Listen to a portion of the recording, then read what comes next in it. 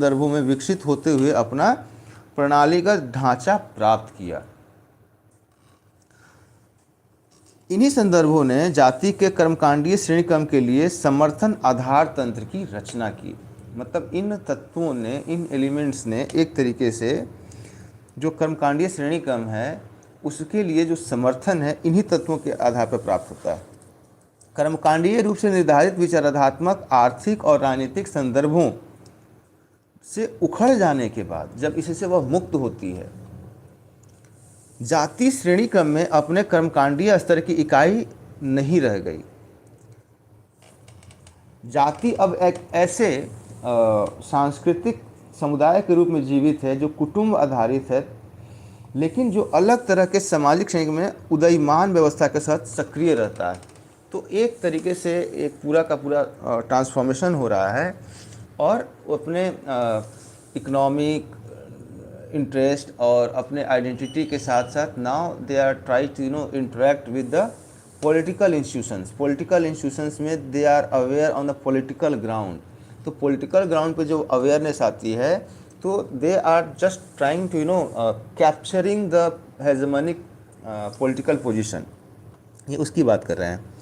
और जो समाज की व्यवसाय मूलक संरचना है उसमें भी बड़े ही बुनियादी परिवर्तन हुए। अब व्यवसाय मूलक संरचना में जो बुनियादी परिवर्तन हुए, जैसे किसी ज़माने में एक निश्चित व्यवसाय से बंधे समूहों में अब कई तरह के गैर पारंपरिक पेशे और नई तरह के सामाजिक संबंधों का बोलबाला होता जा रहा था।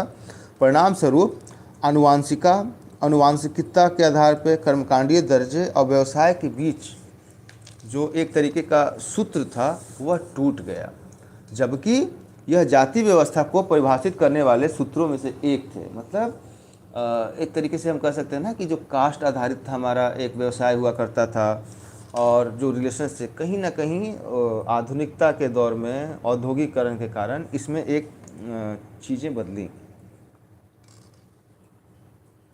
सहभोज संबंधी जो जातिगत नियम है, खान पान संबंधी जो बाध्यताएं थीं, अब घर के बाहर पूरी तरह से निष्प्रभावी हो गए। जैसे एक व्यक्ति गांव से जब शहर में आता है तो फिर उसे ये नहीं पता है कि वह जिसके साथ भोजन कर रहा है उसकी जाति क्या है, उसका संबंध क्या है, उसका इतिहास क्या है।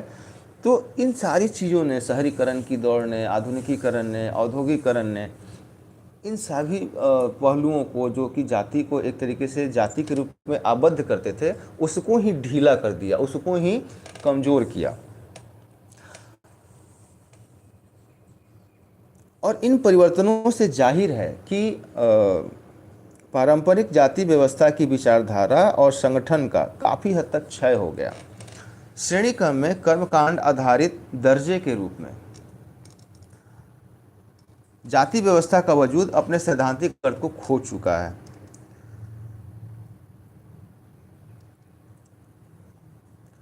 लेकिन इस तथ्य को भी नज़रअंदाज नहीं किया जा सकता है। वो ये भी कहते हैं, आपका ध्यान आकृष्ट करते हैं कि देहाती इलाकों में जातियों का स्थानीय श्रेणी क्रम उत्तरोत्तर इसी क्षय का शिकार हो रहा है। तो जो शहरों में जिसकी गति तेज है, गांव में इसकी गति धीमी है, लेकिन यह भी हो रहा है।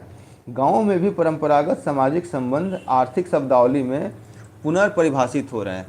तो गाँवों में भी जो जाति आधारित सारी चीज़ें हैं, अब उसकी शब्दावली जो है वह आर्थिक होती जा रही है, और आर्थिक शब्दावली के कारण वह फिर से पुनर्परिभाषित हो रहे हैं, रीडिफाइन हो रहे हैं।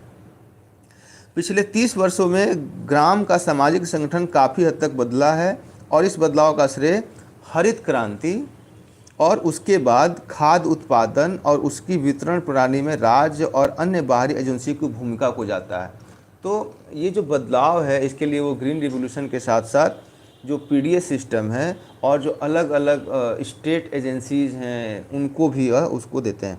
भारतीय राज्य अपनी सामाजिक धार्मिक व्यवस्था के रूप में को त्याग कर दिनों दिन बुनियादी तौर पर आर्थिक संगठन के रूप में बदल रहा है। ये बहुत ही बड़ी बात है। बड़ी बात इसलिए भी है कि जब आप इन सारे तथ्यों को, इन सारे बिंदुओं को आपस में जोड़ते हैं तो आप देखते हैं कि राज्य की प्रकृति भी बदली, और राज्य का जो पूरा का पूरा माइंडसेट है, राज्य का जो एक तरीके से कह सकते हैं कि जो ओरिएंटेशन है उसमें भी बदलाव आया है, और राज्य जो है सामाजिक धार्मिक व्यवस्था के तौर से बदलते हुए अब एक आर्थिक संगठन के रूप में